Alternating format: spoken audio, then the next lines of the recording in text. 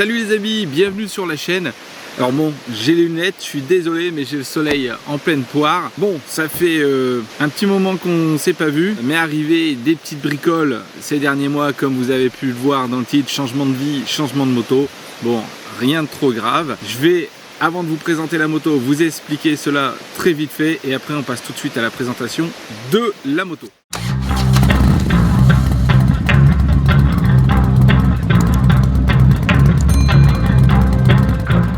Donc, pourquoi ce titre, changement de vie? Bah c'est simple, j'arrête mon travail qui était aussi une passion pour ceux qui ne savent pas. Donc j'ai plusieurs diplômes dans le sport et j'étais donc brevet d'état de kayak. Je navigue depuis que j'ai 10 ans, je travaille dedans depuis que j'ai 18 ans et ces 7 dernières années j'étais plus sur une fonction d'entraîneur au sein d'un club en kayak et en kayak freestyle, voilà, qui était ma passion. On a pu faire plusieurs championnats de France, organiser des championnats de France, se déplacer un petit peu partout en France et dans le monde et bah voilà, ça je regrette pas, mais je vieillis et à force d'avoir la tête dans l'eau, ben, j'ai des gros soucis aux oreilles. Alors c'est pas grave, normalement ça se soigne, mais j'ai énormément perdu en audition, surtout sur l'oreille gauche, ce qui me crée des fois des petites pertes d'équilibre ou quand ça se bouche, là tout de suite ça va bien, hein, sinon je prendrai pas la moto. Et ça devrait se régler sur l'hiver. Et voilà, je me suis décidé en même temps de franchir le pas et de partir aussi faire autre chose. Donc les points positifs pour la chaîne, c'est pas une grosse chaîne hein, comme vous pouvez le voir, mais c'est que je vais pouvoir faire plus de vidéos et je vais essayer de m'y tenir parce que j'aurai du temps pour ça et je suis en train de racheter du matériel pour ça et normalement je devrais avoir un premier partenariat aussi bientôt, toujours au niveau de la moto. Ça c'était côté boulot, mais cet été tout le monde connaît mon camion, j'ai un petit van aménagé etc. Je suis allé en vacances. Je suis revenu de vacances, sur la route de retour, j'ai cassé le moteur. Donc j'ai gardé le camion parce que bah, le prix des utilitaires et tout, mais c'est la folie. Et les prix des moteurs aussi, c'est la folie. Hein. Donc si jamais vous avez ça, je recherche un moteur, un 2 litres 5D, c'est un DJ5, c'est un boxer de 97. Hein. On ne sait jamais, je passe l'annonce. Si j'y arrive pas, eh ben, je ne sais pas ce que je ferai de ce camion. Ma deuxième voiture m'a lâché aussi, mon bon vieux Touran, bon bah ça c'était prévu de le remplacer, il avait quand même 316 000 km, donc j'ai racheté une nouvelle voiture récente et quel enfer de acheter une voiture récente aujourd'hui, c'est très cher et on n'est jamais sûr de rien. Ce qui fait qu'au passage aussi bah, je me suis séparé de la 800 VN et puis la 800 VN j'étais parti sur un projet aussi pour l'équiper, c'est une moto que j'ai vraiment appréciée. Mais alors là, cette année, il a plu tout le temps et les chromes, c'est un enfer sur cette moto à entretenir.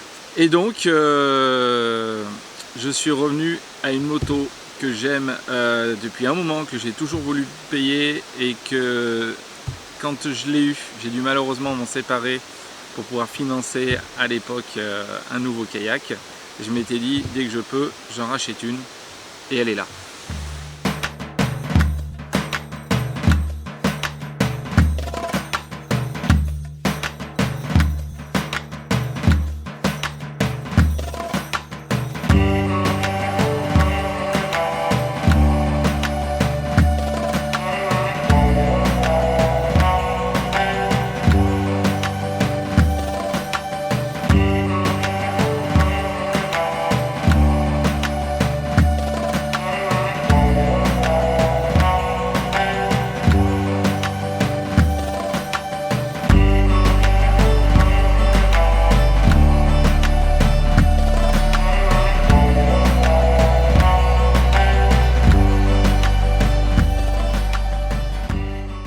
Et oui, c'est une Royal Enfield Bullet 500 de 2019.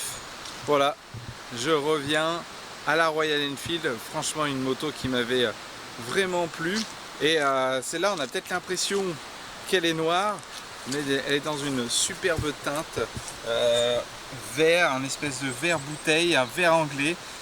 D'ailleurs, j'ai du mal à trouver la référence. Et elle est vraiment superbe. Alors pourquoi une Royal Enfield?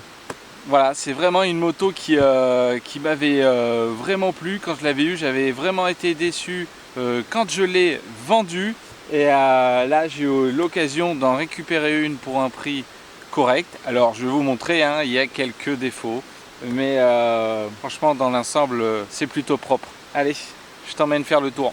Bon, je vais pas vous refaire le topo sur la Mac Royal Enfield, hein. J'ai déjà fait une vidéo à ce sujet quand j'avais ma Royal Enfield classique, mais voilà, pour la faire court, Royal Enfield c'est une marque qui a été fondée en Angleterre en 1893 et d'ailleurs la première moto a vu le jour en 1901. Donc c'est une moto qui a servi beaucoup à la police en fait anglaise, et puis au bout d'un moment ils ont changé, ils sont passés sur Triumph, et Royal Enfield est partie en Inde où elle a aussi équipé il me semble là-bas la police indienne, et il me semble qu'elle est toujours construite là-bas pour faire court. Voilà, même si vous savez pas, par exemple je crois que Royal Enfield aussi a été vendu par Harley aux États-Unis. Je crois que ça a appartenu un petit peu à Harley. Il faudrait revoir mon autre vidéo que j'avais fait à ce sujet.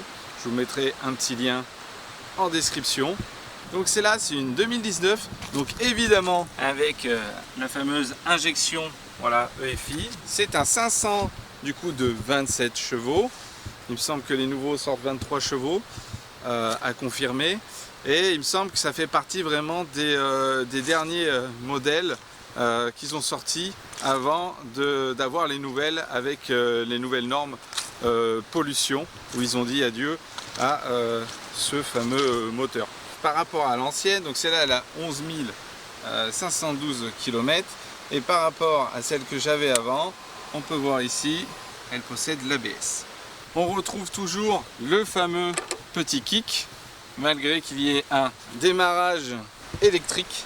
Moi ce que j'aime avec cette bulette quand même, elle est de 2019, mais tu vois que l'assemblage, il me semble, c'était encore même les cadres soudés à la main. Est-ce que c'est vrai ou pas? Tu vois, j'ai essayé la Benelli et c'est pas la même chose. Je trouve que malgré qu'elle soit 2019, elle a su garder un peu de son cachet d'avant. Moi, ce que j'aime du coup sur cette Royal Enfield aussi, c'est vraiment sa petite bouille devant, avec ses deux petits feux là, une espèce d'œil de mouche ou de grenouille. On dirait les petits feux qu'on mettait dans les carrousels d'avant quand j'étais jeune. Pas si vieux, mais on en trouve encore. Alors moi, cette Royal Enfield, j'ai fait 2-3 petites bricoles dessus. Je l'ai pas eu trop cher, mais voilà, il y avait des petits soucis. Mais l'avantage, c'est qu'elle a aussi des petites options. Donc sur les petits soucis, on va vite faire le tour. Ici, là, franchement, je sais pas ce qu'ils avaient à faire ça. Ils m'avaient mis de la LED dedans, de la LED ici dans les petits feux là, et sur le compteur ici j'avais plus de voyants qui s'allumaient, les ampoules étaient cramées. Bon, bah, rien de grave, hein, mais c'est tellement plus joli quand même une moto comme ça avec des petites halogènes jaunes que des espèces de petits ampoules à LED, et en plus elles scintillaient. Franchement c'était pas chouette. Donc comme vous le voyez ici, je ne l'ai pas changé parce que je trouve que ça lui va bien. Le guidon n'est pas d'origine. Bon, je verrai si dans le temps je le fais, mais je trouve qu'en matière de conduite en plus, franchement, la position elle est bien. Donc c'est un guidon un petit peu type trail, voilà, avec une petite barre de renfort. Il est un petit peu plus large, avec les petits poignets voilà, marron qui vont se marier avec les petites sacoches à l'arrière. Non, franchement, je trouve que ça passe bien. Bon, il me manque un rétro, hein. C'est pas moi qui l'ai enlevé exprès, c'est juste pas, je l'ai eu comme ça. Donc je vais essayer de retrouver un autre rétro, j'aimerais bien retrouver le même. Dessus, il y a un crash bar. On va voir si on l'équipe de petites veilleuses additionnelles qui pourraient se fondre avec le reste de la moto. Si ça dénature trop, je le ferai pas. Et je me souviens plus de l'éclairage de la moto la nuit. Ça doit pas être foufou non plus. À l'arrière, bah, on va retrouver les deux petites sacoches, les fameuses sacoches Royal Enfield. franchement, elles sont très jolies. Sur mon autre moto, je les avais en vert kaki, avec le petit support pareil qui va bien, qui est plutôt très rigide. Si on veut remplacer, on peut même les mettre en dur ou mettre un petit bidon d'essence. Donc ce qui fait du coup la particularité de cette bulette, et ben, c'est cette fameuse selle. Moi sur ma classique, donc j'avais la fameuse selle style gros vélo hollandais ici, et le pouf derrière, qu'on pouvait d'ailleurs enlever le pouf pour mettre aussi un porte-bagages. En termes de plus sur cette moto, et c'est là où on va venir, où je pense que cette moto elle a déjà fait un petit peu de voyage, c'est que j'ai pas des amortisseurs d'origine. Vous me dites s'il y en a qui ont déjà eu ça. Alors ça se met parfaitement en lieu et place ici. J'ai des amortisseurs en fait à gaz Endurance. Je sais pas si c'est la marque. C'est écrit Endurance en haut et en bas sur la cartouche. Donc ce qui me fait dire que je me demande si il n'a pas un petit peu voyagé avec. Peut-être que c'est mieux justement pour le chargement. Tout ça aussi parce que c'est la première fois que je le vois. J'en ai jamais eu sur la moto. Je sais que ça existe et je l'ai encore jamais vu sur une Royal Enfield. Est-ce que je vais le laisser ou pas? J'ai ici un graisseur de chaîne automatique. Si vous connaissez, vous pouvez me le dire en commentaire comment ça marche, parce que c'est pas électrique. Ça va marcher par gravité avec une graisse qui est plutôt visqueuse et qui vient ici sur la chaîne faire un espèce de goutte à goutte pour je pense à graisser en permanence. Voilà, ce qui me fait dire quand même, je pense que cette moto a un petit peu voyagé. En petit moins, alors là ça se voit plus, mais j'avais des autocollants un peu partout sur le réservoir et c'était pas Jojo, j'avais peur que ça cache quelque chose. Il m'avait assuré que non. Bon, celui-là il a quand même caché. Ici j'ai un petit pet. Voilà, bon, c'est pas trop grave. Et ici, je vais devoir le repeindre. C'est pour ça que je suis en train de chercher le code couleur de cette moto. Donc si jamais quelqu'un voit la vidéo et a le code couleur de ce vert, j'ai cherché un peu partout, j'ai pas trouvé. Alors j'ai déjà été voir le coin du carrossier, on a réussi à trouver 2 codes et on va faire des petits essais. Bon allez, je vais vous faire écouter le son de cette Royal Enfield. Moi j'adore son petit pof pof pof.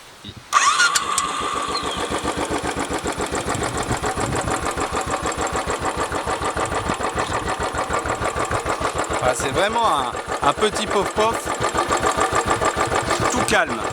Alors je sais pas ce qu'on va entendre avec le micro, parce que le micro il peut très bien accentuer certains sons et en abaisser d'autres.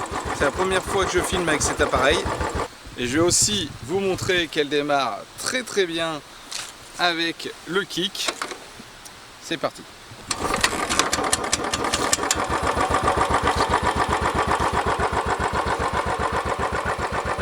Et voilà.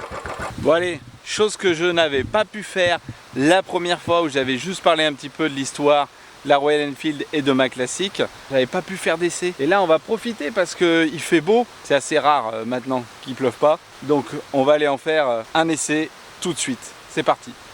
Nous voilà à bord de cette Royal Enfield 500 Bullet de 2019.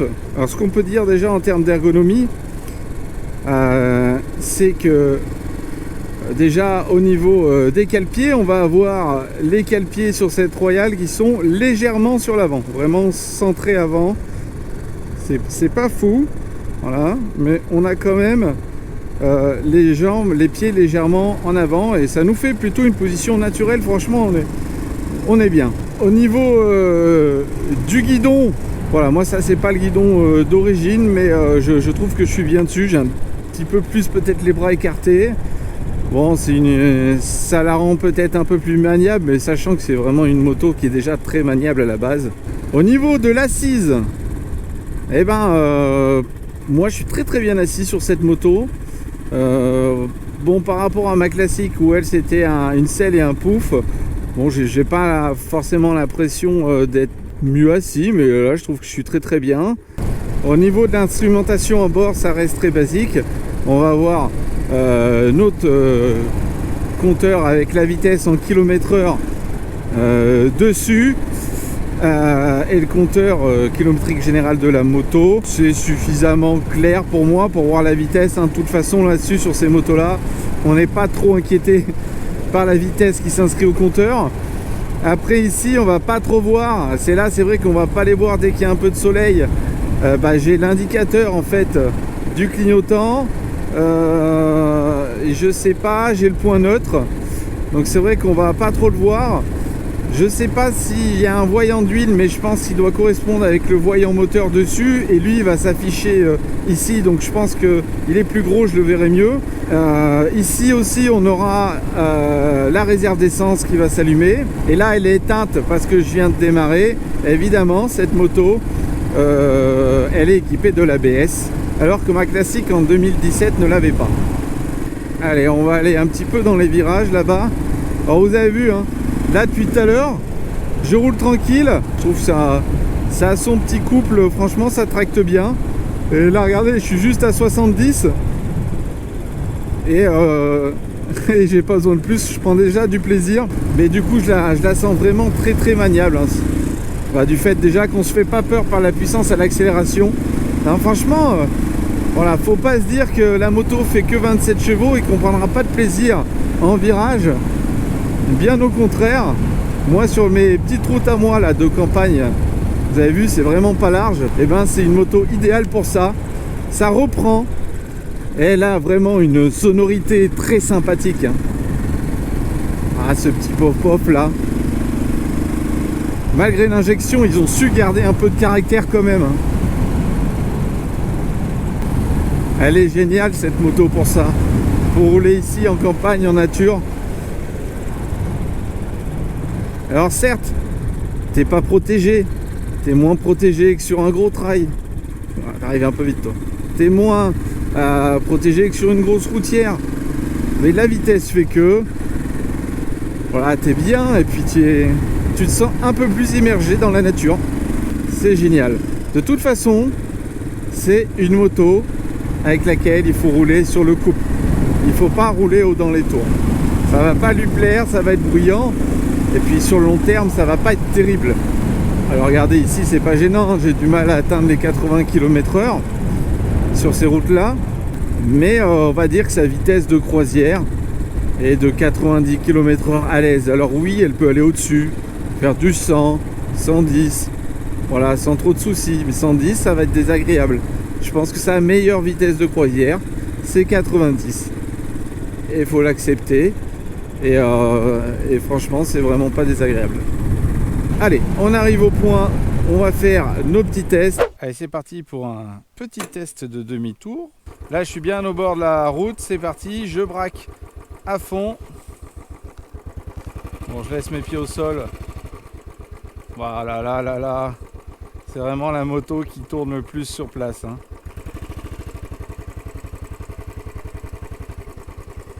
Vous avez vu, hein, c'est très très maniable. Allez, c'est parti pour un petit test de freinage. Bon, je vais la monter à 80. Ça suffira. Allez, top maintenant. Youhou. Ça freine assez fort. C'est vrai que j'ai un peu peur de presser plus. La moto s'écrase quand même pas mal de l'avant. Bon, je m'y attendais. J'ai pas déclenché l'ABS. Hein. Voilà, hein, ça freine. Hein. Ça, il n'y a pas de souci. C'est vrai qu'elle va quand même assez s'écraser de l'avant. Mais bon, vu comment on roule avec cette moto, ça pose absolument pas de problème. Allez, je vous récupère en voix off. J'ai eu un petit incident avec la carte SD. Donc, on va se faire un petit test de manipulation de la moto, moteur éteint à l'arrêt. Vous allez voir, moi je fais 1m78. Le guidon me tombe facilement sous la main et c'est une moto qui reste facile à manipuler. On a une poignée au niveau de la partie conducteur et une poignée, une vraie poignée hein, en métal, au niveau de la partie arrière de la selle. Donc c'est une moto qui se manipule assez bien. Elle fait 187 kg tout plein fait. Et comme elle possède aussi une béquille centrale, grâce à sa petite poignée située au niveau du siège conducteur, on va pouvoir la mettre dessus facilement, ce qui va nous optimiser la place dans le garage et nous permettre aussi de bricoler beaucoup plus facilement.